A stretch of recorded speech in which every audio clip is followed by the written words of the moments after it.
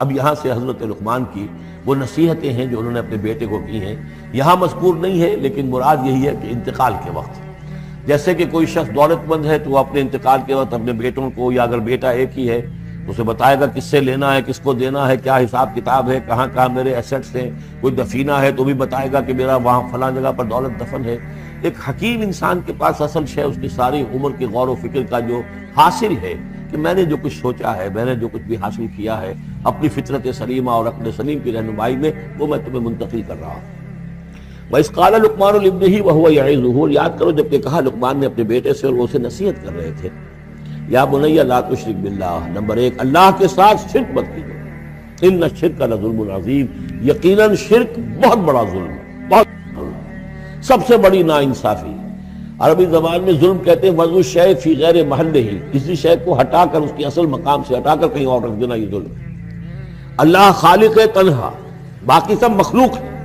اب آپ نے مخلوق میں سے کسی کو اللہ کے برابر کر دیا، یا اللہ کو کسی اعتبار سے گرا کر مخلوق کی صف میں لا کے کھڑا کر دیا، تو اس سے بڑا شرک، اس سے بڑی ظلم، اس سے بڑی ناانصافی، اس سے بڑا ظلم کوئی نہیں۔ اب بنی لا تشرک باللہ ان الشرک لظلم عظیم، اے میرے بچے شرک مت کرنا اللہ کے ساتھ، اس لیے کہ شرک جو ہے بہت بڑا ظلم ہے، بہت بڑی ناانصافی ہے۔ دوسری وصیت ان کی کیا ہے؟ یا بنی انہا ان تک مثقال حبۃ من خردل فتکن فی صخرۃ او فی السماوات او فی الارض یأت بہ اللہ ان اللہ لطیف خبیر، اے میرے بچے عمل، خواہ وہ نیکی کا ہو خواہ بدی کا ہو، انہا ہا کی ضمیر ہے عمل کی طرف، عمل خواہ ایک رائی کے دانے کے ہم وزن ہو، اب یہ سب سے چھوٹی چیز رائی کا دانہ، فتیلہ، نقیرہ، یہ تین چیزیں آتی ہیں قرآن مجید میں عام طور پر چھوٹی شے کے لیے، لا یظلمون فتیلہ، لا یظلمون نقیرہ، اور یہ کہ رائی کا دانہ، رائی کا دانہ بہت چھوٹا، تو چاہے وہ نیکی یا بدی ہو رائی کے دانے کے ہم وزن، اور پھر فتکن فی صخرۃ، وہ کسی پہاڑ کی، کسی چٹان کے پیٹ میں جا کر، کسی کھو کے اندر جا کر وہ عمل کیا گیا ہو، او فی السماوات، یا آسمانوں میں کیا گیا ہو، اب تو آسمانوں میں ہے نا، آپ خلا میں جا کر وہ عمل کر رہے ہیں تو پھر اب تو انسان جو ہے وہاں تک پہنچ گیا ہے، او فی الارض، یا زمین کے پیٹ میں گھس کر کیا گیا ہو، یأت بہ اللہ، اللہ اسے لے آئے گا۔ یعنی انسانی اعمال، انسان اشرف المخلوقات ہے، اور انسانی اعمال ایسی گھٹیا چیز نہیں ہے کہ ایسے ضائع کر دے اللہ، چاہے وہ نیکی ہے چاہے بدی۔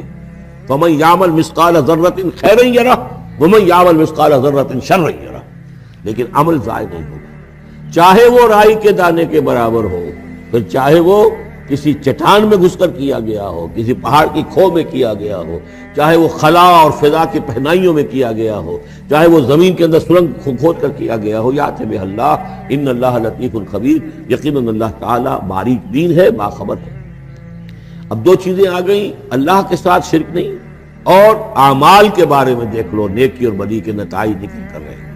اس سے آگے بعث بعد الموت کا یہاں تذکرہ نہیں ہے، اس سے بعد جنت اور دوزخ کا، اس لیے کہ یہ چیزیں معلوم ہوتی ہیں پھر نبی کے بتانے سے۔ اصولی طور پر جو چیز حکمت سے انسان جہاں تک پہنچ سکتا ہے وہ دو ہے، ایک خالق اور اس کے ساتھ شرک نہ ہو، اور نمبر دو اس اعمال انسانی ان کا ضرور بدلہ ملے گا۔ اب اس کے بعد تیسری بات، یا بنی اقم الصلاۃ، نماز قائم رکھ، یعنی جس اللہ کو تم نے پہچان لیا ہے، اب محض ایک مرتبہ پہچان لینا کافی نہیں ہوگا، اسے یاد رکھنا ضروری ہے، ورنہ شیطان تمہیں ورغلائے گا، تمہیں ادھر ادھر سے جو ہے تمہارا نفس تمہیں غلط راستے پر ڈال دے گا، جب تک کہ یہ ایمان باللہ مستحضر نہ رہے ذہن کے اندر۔ اور ایمان باللہ کو مستحضر رکھنے کے لیے ذکر ہے جو ہم پڑھ چکے ہیں، اتل ما اوحی الیک من الکتاب واقم الصلاۃ ان الصلاۃ تنہی عن الفحشاء والمنکر، لہذا اب نماز کون سی تھی وہ ہم نہیں جانتے، لیکن کوئی ذریعہ ایسا ہونا چاہیے کہ تم اللہ کو یاد کیا کرو۔ یا بنی اقم الصلاۃ، اور نمبر 4 وَأَمُرْ بِالْمَعْرُوفِ وَانْهَ عَنِ الْمُنْكَرِ، اور نیکی کا حکم دو اور بدی سے روکو، یہ بھی تمہاری ذمہ داریوں میں سے ہے، یہ بھی انسان کی، یوں سمجھیے کہ اس کی انسانیت، اس کی شرافت، اس کی مروت کا تقاضا ہے کہ وہ اپنے جو ابنائے نو ہیں، جو بھی انسان ہیں، ان کی بھلائی کے لیے کوشاں ہوں، اور سب سے بڑی بھلائی ان کی، سب سے بڑی خدمت یہی ہے کہ انہیں برائیوں سے روکا جائے اور بھلائیوں کی دعوت دی جائے۔ وَاصْبِرْ عَلَىٰ مَا أَصَابَكَ، اور یہ بھی جان لو کہ اگر یہ امر بالمعروف نہی عن المنکر کرو گے تو تکلیفیں آئیں گی، مصیبت آئیں گی، پسند تو کسی کو نہیں ہے کہ آپ اس پر تنقید کریں۔ اگر آپ کسی بچے کو بھی سڑک پر کھیل رہا ہو، گلی میں کھیل رہا ہو، اگر آپ اس سے کہہ دیں کہ بیٹے یہ کوئی کرکٹ کھیلنے کی جگہ نہیں ہے، کسی کی گاڑی کا شیشہ توڑو گے تم، تو آپ دیکھ لیجئے پھر کیا آپ کا وہ اس کو کیا جواب دے گا آپ کو. اسی لیے آپ بولتے ہی نہیں ہے کہ اب لے کر وہاں سے نکل جائیں. تو کسی کو بھی نصیحت پسند نہیں ہے, حق کڑوا ہے, لہذا آپ اگر حق کہنا ہے اور نصیحت کرنی ہے تو پھر تیار رہو کہ وہ ممکن ہے تمہیں پلٹ کر گالی دے دے, وہ کہے کہ تم پہلے ذرا اپنے دامن کو دیکھو تمہارے کتنے دھبے ہیں. اب جو بھی ہو برداشت. اور اگر کوئی بڑی بات ہے, اگر فرعون کے سامنے جا کر حق کہو گے تو وہ تو کہے گا کہ میں تمہیں جیل میں ڈالوں گا. تو اس طریقے سے یہ وَاصْبِرْ عَلَىٰ مَا أَصَابَكَ, پھر جو شے بھی تم پر آئے اس پر صبر کرو. إِنَّ ذَلِكَ مِنْ عَزْمِ الْأُمُورِ, یقیناً یہ چیزیں ہیں جو بڑی ہمت کے کاموں میں سے. گویا کہ وہ چاروں چیزیں اس میں آ گئیں. وَالْعَصْرِ إِنَّ الْإِنسَانَ لَفِي خُسْرٍ إِلَّا الَّذِينَ آمَنُوا وَعَمِلُوا الصَّالِحَاتِ وَتَوَاصَوْا بِالْحَقِّ وَتَوَاصَوْا بِالصَّبْرِ. یہاں اصطلاحات ذرا علیحدہ ہو گئی, تواصی کے بجائے امر بالمعروف نہی عن المنکر آ گیا. صبر جو کا تو ہے,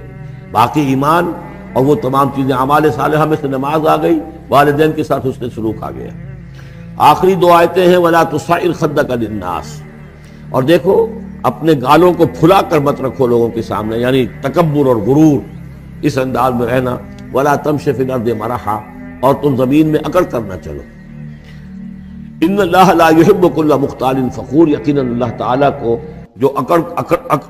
اکڑنے والے ہیں. اور یہ مختال بنا خیل سے, خیل کہتے ہیں گھوڑے کو. گھوڑے کی چال میں ایک تمکنت ہوتی ہے, تو جب انسان بھی بڑی تمکنت کے ساتھ چلتا ہے تو وہ گویا کہ اختیال بن گیا. لا يحب كل مختال فخور, شیخی کھوڑے, فخر کرنے والے, اکڑنے والے اللہ کو پسند نہیں ہے. یہ مضمون سورہ بنی اسرائیل میں بھی آ چکا ہے. وَلَا تَمْشِ فِي الْأَرْضِ مَرَحًا إِنَّكَ لَن تَخْرِقَ الْأَرْضَ وَلَن تَبْلُغَ الْجِبَالَ طُولًا, تم کتنا ہی پاؤں مار کر چلو ہماری زمین کو پھاڑ نہیں سکتے, اور کتنی گردن اکڑا لو, اونچے ہو جاؤ, سینہ تان لو اور اوپر ترا بھی چڑھا لو, لیکن یہ کہ تم پہاڑوں کی اونچائی تک نہیں پہنچ سکتے. آخری بات فرمائی وَاقْصِدْ فِي مَشْيِكَ, اپنی چال میں میانہ روی اختیار کرو. یہ میانہ روی ہر اعتبار سے, چال میں بھی, خرچ میں بھی. وَالَّذِينَ إِذَا أَنفَقُوا لَمْ يُسْرِفُوا وَلَمْ يَقْتُرُوا وَكَانَ بَيْنَ ذَلِكَ قَوَامًا, یہ ایک میچور شخصیت کا کہ اس کے اندر ہر اعتبار سے معلوم و توازن ہو, انتہا پسندی کسی بھی اعتبار سے نہ ہو. وَاقْصِدْ فِي مَشْيِكَ وَاغْضُضْ مِنْ صَوْتِكَ, اور اپنی آواز کو پست رکھو. اس کا مطلب کیا ہے کہ کہیں کوئی آرگومنٹ ہے, کہ جھگڑا ہو گیا ہے, تو آواز کو بلند کرنے کی کوشش نہ کرو, بات اپنی کرو. عام طور پر یہ ہوتا ہے کہ جب آدمی دیکھتا ہے کہ میری دلیل تو کمزور پڑ گئی, تو پھر وہ اپنی آواز کی والیوم بڑھا کر کوشش کرتا ہے کہ کمپنسیٹ کرے کہ دلیل عقلی اعتبار سے تو کمزور ہے لیکن میری آواز جو ہے وہ اس کے اندر وزن پیدا کر دے. وَلَا وَاغْضُضْ مِنْ صَوْتِكَ, اور دیکھو إِنَّ أَنْكَرَ الْأَصْوَاتِ لَصَوْتُ الْحَمِيرِ,